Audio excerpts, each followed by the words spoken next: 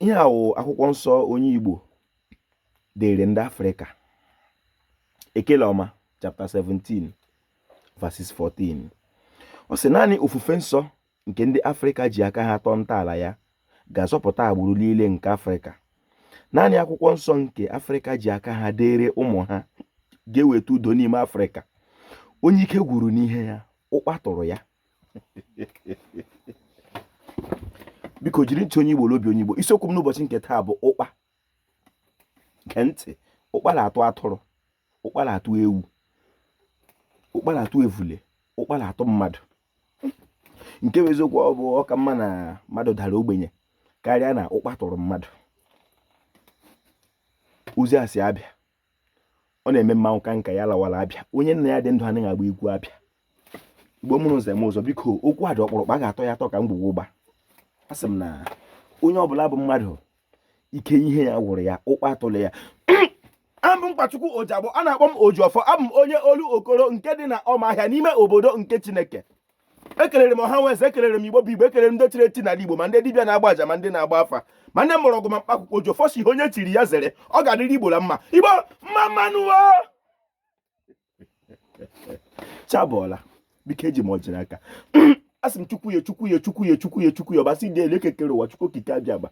Anyị ekele gị n'ụbọchị nke taa ike were nye anyị. Asị ụbọchị ya maa mma. Asị gị biko bata ọjị. Ala m iji mụrụ m batara m ọjị, ebe m iji babata ọjị, ọkwa Chukwu babata ọjị. Ndị ichie, ndị otu ubi, ndị mbụ na ndị egede, ndị sopụrụ ụzọ, ndị sopụrụ ọhịa, ndị kwara ikiri, ndị gburu ewu lawa, ndị gbara ọkọnkọ, ndị gbara mbakọ ụlọ bịa, onye kpọrọ ya kpa ibe, onye kpara oke, onye batala otu ka anyị tara ibe, iji ọjị n'aka. Eso osite adị mma ya dịrị gawa. Eso na mepe ụzọ anyị ka anyị mata, kwete, chọpụta ma kwenye na Chineke abụghị ọbịa ala Igbo, ka anyị wee chi ọchị ahụ kere anyị n'ala nna anyị n'ihe otuto nke ala anyị n'aha ndị ichie ọdịnala ise. Anaghị akpagharị ọjị ụka na onye ọbụla bụ onye Igbo ike omenala Igbo gwụrụ na ụkpa tụrụ ya. Na-ekwuo na mbụ sị na ọ ka mma na ịdara ogbenye karịa na ịdara ụkpa, na ụkpa tụrụ gị. Ntị onye Igbo n'obi onye Igbo.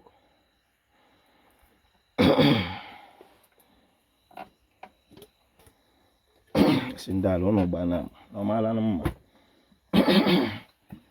kwekwuru nwa iyi ndị iche onye bịa ṅụrụ mmanya, ndị mbụ na ndị egede, ndị inyọkpọ, ndị kwara ikiri, ndị ọta akwụ. Onye akpadoro oke, onye achịdara na akpọ, onye akpọrọ ya kpa ibe. Si osite adị mma ya dịrị gị, ala ọma adịla mma.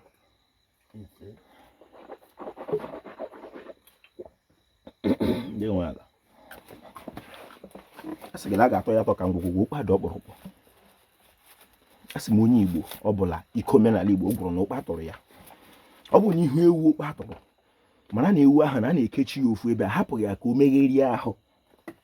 Ile ya n'ahụ ga ahụ na ahụ agaghị adị otu o kwesịrị dị ka ewu. N'ọwụ ihe na-eme ndị Igbo, onye Igbo ọbụla jụrụ omenala Igbo. Ndị iche n'ụlọ kwa jeta. Onye Igbo onye anya mmiri, onye ihe mwute na onye Igbo so n'otu agbụrụ mbali ala onye isi ojii, omenala nna ya na-eme ihere. Ọ dịghị otu onye Igbo si enwere onwe ya pụta n'ụkpa, ma ọ bụghị ma onye Igbo jiri obi ya niile were echiche ya niile kwete ma kwenye na nke ahụ Chineke nyere ya n'aka ka mma, na o kwesịrị ka o doo ya anya na nke ahụ Chineke nyere ya n'aka na ọ ga-eme ya na-atụghị egwu na ụjọ ọbụla. Asị m n'ozi asị abịa. Igbo mụrụ nze m ọzọ, ma ọ bụghị ma onye Igbo o mere omenala Igbo, ọ gaghị adịrị onye Igbo na mma. Onye Igbo a ga-enwere onwe ya n'elu ụwa mmadụ obi. Biko tụsụ ihe onyonyo a ma ọ dịghị m Ojiọfọ kelere Igbo, ọ ga-adịrị Igbo na mma. Igbo mma mmanụ.